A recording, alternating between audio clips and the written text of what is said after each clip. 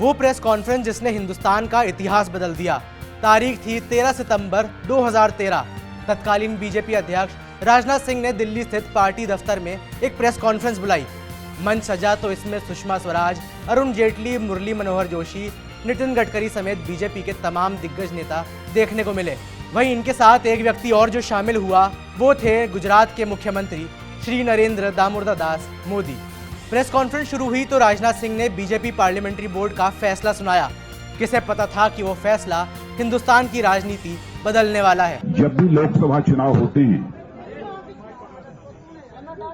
तो उस चुनाव के चुनावी वर्ष में भारतीय जनता पार्टी अपने प्राइम मिनिस्ट्रियल कैंडिडेट की घोषणा करती रही है। इस वर्ष भी 2013 अथवा 2014 में लोकसभा के चुनाव निश्चित रूप से होंगे। इसलिए आज मैंने भारतीय जनता पार्टी के पार्लियामेंट्री बोर्ड की बैठक बुलाई थी, इसी विषय पर विचार करने के लिए कि किसे आगामी लोकसभा चुनाव के लिए प्राइम मिनिस्ट्रियल कैंडिडेट के रूप में प्रोजेक्ट किया जाए। संसदीय दल ने यह फैसला किया है कि श्री नरेंद्र मोदी को आगामी लोकसभा चुनाव के लिए प्राइम मिनिस्ट्रियल कैंडिडेट के रूप में प्रोजेक्ट किया जाए। इस समय सारे देश में जो जनता का मूड है उस मूड को देखते हुए और साथ ही साथ अपने पूरे कैडर की जनभावनाओं को देखते हुए भारतीय जनता पार्टी के संसदीय बोर्ड ने यह फैसला किया है। मैं इसे इंग्लिश में भी कहना चाहूंगा।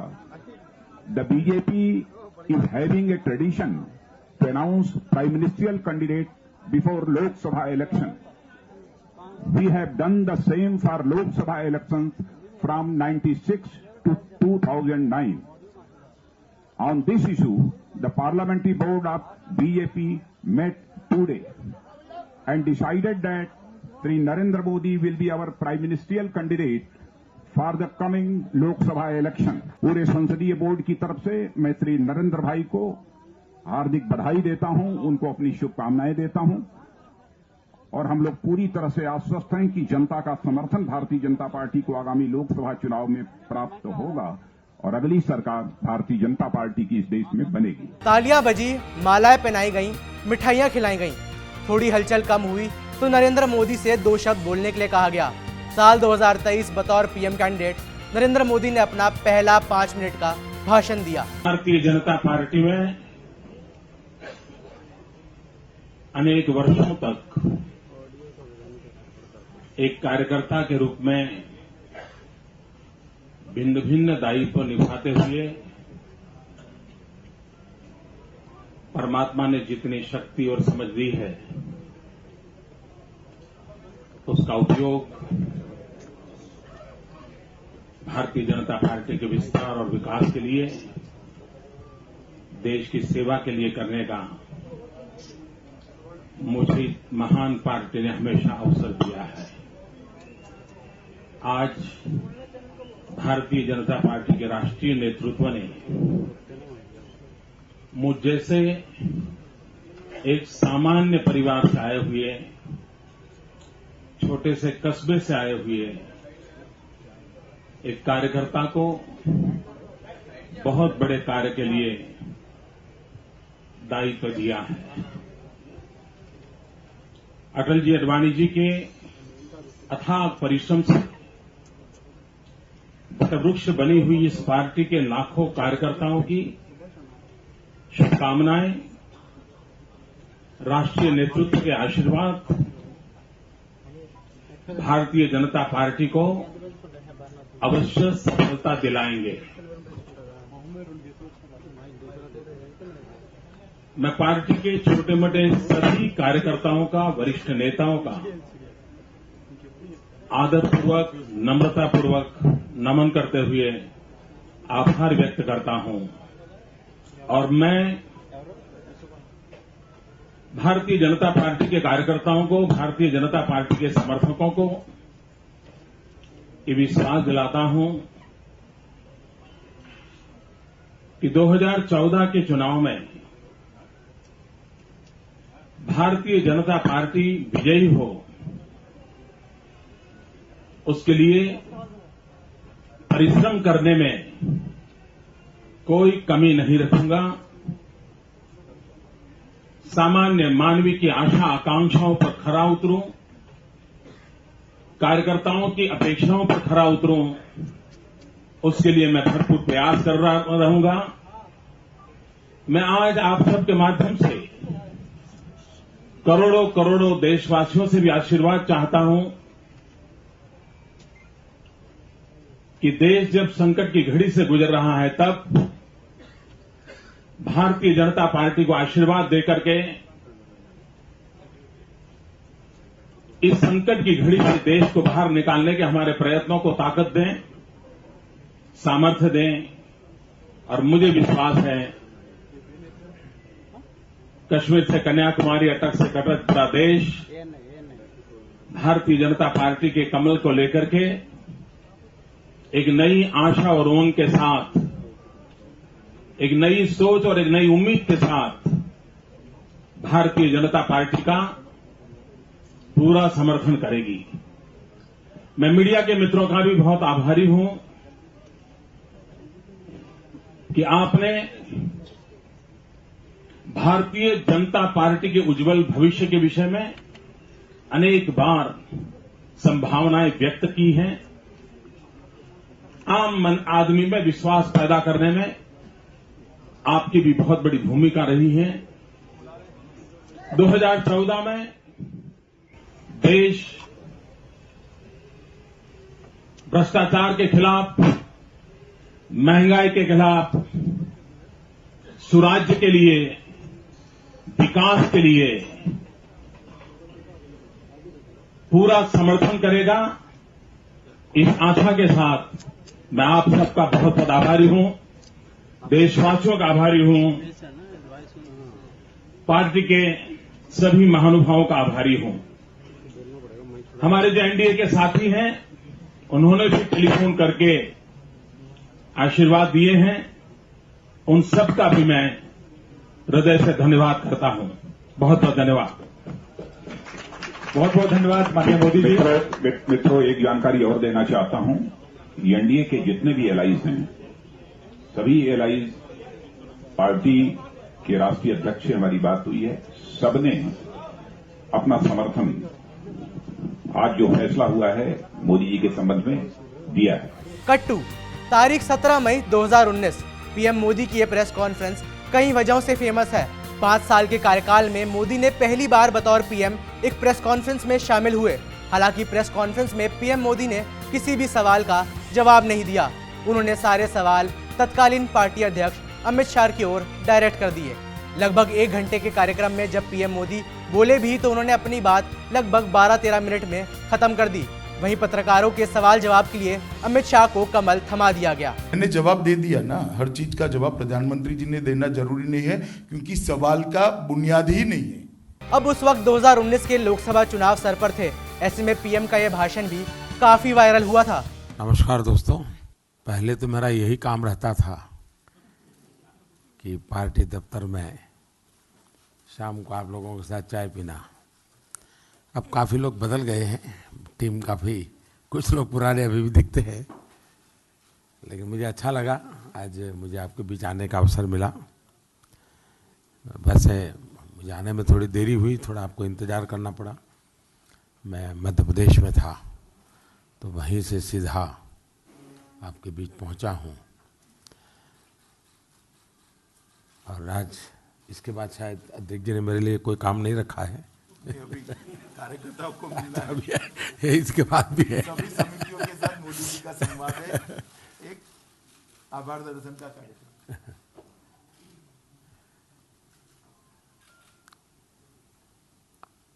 मैं मानता हूं कि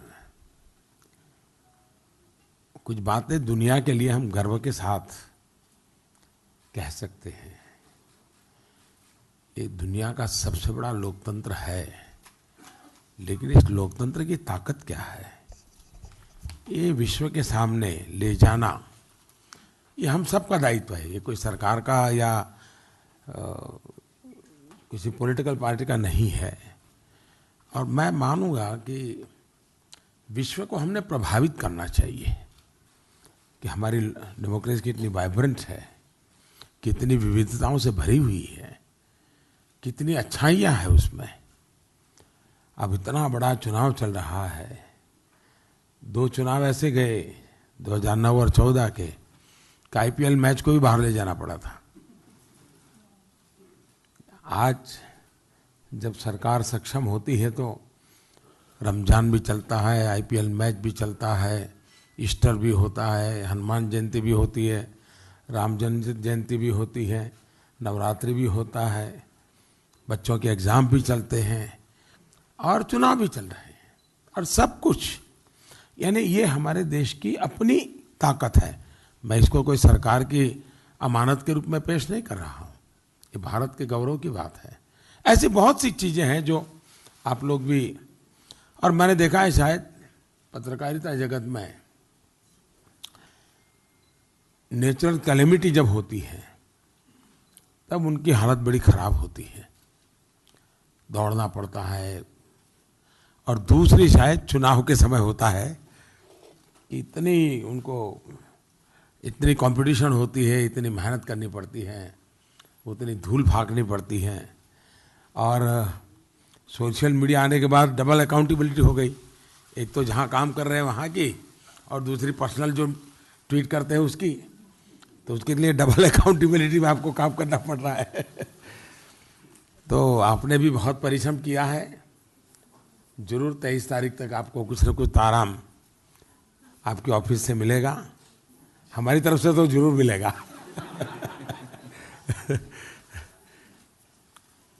लेकिन बहुत शानदार रहा चुनाव, एक सकारात्मक भाव से चुनाव हुआ और थोड़ा वेरीफाई कर लेना चाहिए, लेकिन मेरा मोटा मोटा मत है कि पूर्ण बहुमत वाली सरकार 5 साल पूरे करके दोबारा जीत करके आए, ये शायद देश में बहुत लंबे अरसे के बाद हो रहा है, बहुत लंबे अरसे के बाद हो रहा है। ये अपने आप में बड़ी बात है। दूसरा, तय करके के चुनाव लड़ा गया और चुनाव में सरकार बनती हो, वैसा भी बहुत कम हुआ है। बीच में जितने सरकारें बनी तो परिस्थिति ने जो बना दिया, उसको किसी को 1 साल मिल गया, 2 साल मिल गया, या तो किसी पारिवारिक परंपरा से मिल गया। देश में एक्चुअली जनता के बीच में निर्णय करने का अवसर आया हो और उसमें सरकार बनती हो, ये मौका 14 में मिला और दूसरा मौका अभी 19 में मिल रहा है। कभी न कभी इसका एनालिसिस आपके यहाँ जो पंडित लोग हैं उन्होंने जरूर करना चाहिए। आपको लोगों को तो शायद उतनी स्पेस मिलती नहीं है, आपको तो थोड़ा चीज़ें दे करके दिन गुजारना पड़ता है, लेकिन जरूर जब आप एडिट बोर्ड में मिलने जुलने का मौका मिलता होगा तो जरूर ये बातें आप उनसे कर सकते हैं। लेकिन मेरा बहुत सुखद अनुभव रहा है। जब मैं चुनाव के लिए निकला तब ये मन बना करके निकला था और आज आखिरी सभा तक उसी बात को मैं बराबर अपने आप को उसी धार पे रखा हूँ। और मैंने देशवासियों को ये कहा था कि मैं आपके पास आया हूँ धन्यवाद करने के लिए। 5 साल मुझे देश ने जो सहकार दिया, आशीर्वाद दिया, अनेक उतार चढ़ाव आए होंगे, अनेक मोड़ आए होंगे, लेकिन हर समय देश साथ रहा। और इसलिए मेरे लिए चुनाव अभियान एक प्रकार से 5 साल का जनता जनार्दन के सहयोग का धन्यवाद अभियान था। और मैं जहां पहुंच सकूं पहुंच करके मैंने धन्यवाद ज्ञापन किया है। आप लोगों के बीच भी मैं धन्यवाद करने के लिए आया हूं और आपके माध्यम से देशवासियों का भी धन्यवाद करना चाहता हूं। और दूसरा, धन्यवाद के साथ मैंने ये भी कहा कि जिन यात्रा को हमने शुरू किया है उसको आगे बढ़ाने के लिए हमें आशीर्वाद चाहिए। और मैं देख रहा हूं कि जनता पहले से ज्यादा बढ़ चढ़ करके आशीर्वाद दे रही है।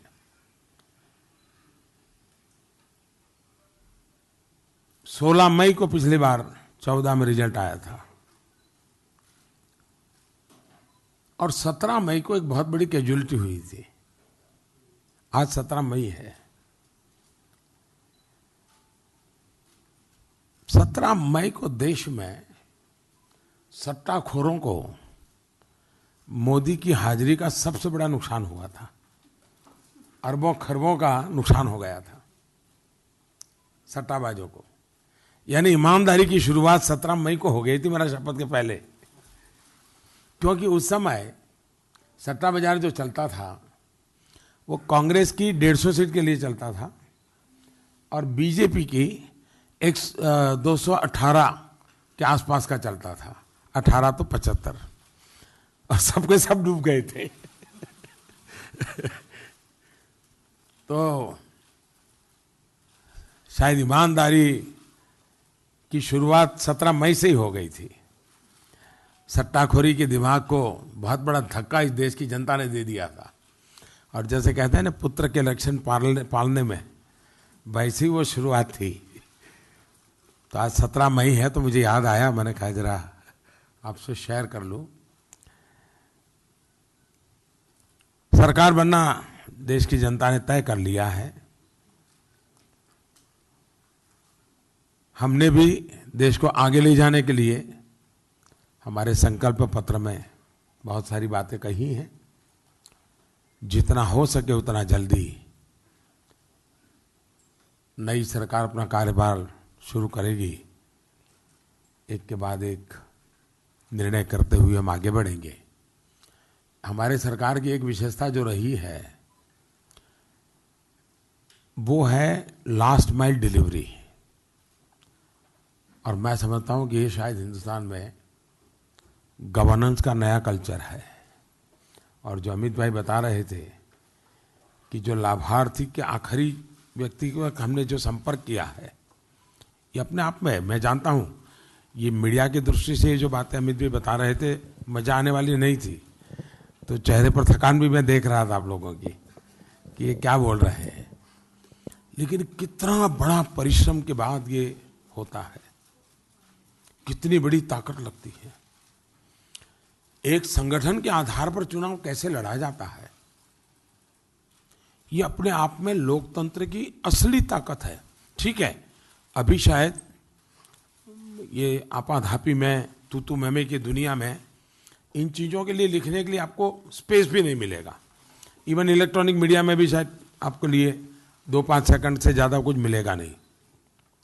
लेकिन कभी ना कभी आप में से कोई रिसर्च करना चाहे तो मैं जरूर अध्यक्ष जी को कहूँगा कि ऐसे जो इंटरेस्टेड जर्नलिज्म के लोग हो उनको जरूर ये बातें हमने देनी चाहिए, ताकि वो सचमुच में देश के लिए और उनके लिए भी कि भाई पॉलिटिकल पार्टियां सिर्फ ऐसे नहीं चलती है।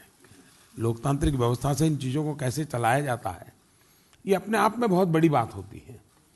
और अच्छा है कि देश की नई पीढ़ी को पता चले कि भाई ये ऑर्गेनाइजेशन कैसे चलता है, इतना बड़ी व्यवस्थाएं कैसे चलती हैं, इतनी बड़ी ह्यूमन रिसोर्स को इतना मोबिलाइज करना और बड़ा टारगेटेड फोकस एक्टिविटी देना, ये अपने आप में बहुत बड़ा काम होता है। इसका काफ़ी आंकड़ों में तो बताया है, लेकिन उसका स्केल आप देखेंगे। अब मेरी पहली सभा हुई मेरठ में, आखिरी सभा हुई आज मध्य प्रदेश में। दोनों का बड़ा लिंक है जी। 1857 की क्रांति मेरठ, और आज मैं मध्य प्रदेश में गया, वहाँ का एक भीमा नायक आदिवासी जो 1857 के आंदोलन का नेतृत्व कर रहा था और जिसको फांसी हुई थी। यानी हमारी योजना ऐसे नहीं होती। आपको लगता होगा कि लास्ट मोमेंट ऐसा कर दिया, लास्ट मोमेंट ऐसा कर दिया, ऐसा नहीं होता है जी। हम बहुत डिटेल में प्लान करके चीज़ों को ऑर्गेनाइज करते हैं। और उस ठीक है, हमारा प्रोग्रेसिव अनफोल्डमेंट रहता है, सब चीज़ें पहले से नहीं बताते हैं, धीरे धीरे आपको पता चलता है। तो मेरा एक भी कार्यक्रम कैंसिल नहीं हुआ है इतने बड़े अभियान में, नॉट अ सिंगल। और बाय एंड लार्ज वेदर ने भी मुझे ज़्यादा तकलीफ नहीं दी है। कभी कभी हेलीकॉप्टर खराब हो जाते थे तो एक हेलीकॉप्टर में सबको भर देते थे, लेकिन एक भी कार्यक्रम मेरा कैंसिल नहीं हुआ, सारे के सारे कार्यक्रम पूरे हुए। यानी एक प्रकार से डिसिप्लिन को जितना फॉलो कर सकते हैं करने का प्रयास किया है, और पहले दिन से चेहरे पर जो उत्साह और उमंग था उसी उत्साह और उमंग के साथ आपके बीच आया हूँ। और अभी शाम का एक कार्यक्रम पूरा होने के बाद फिर से अपने सरकारी कामों में जुड़ जाऊंगा। तो धन्यवाद दोस्तों, आपसे मिलने का मौका मिला। Thank you very much and thanks for everything.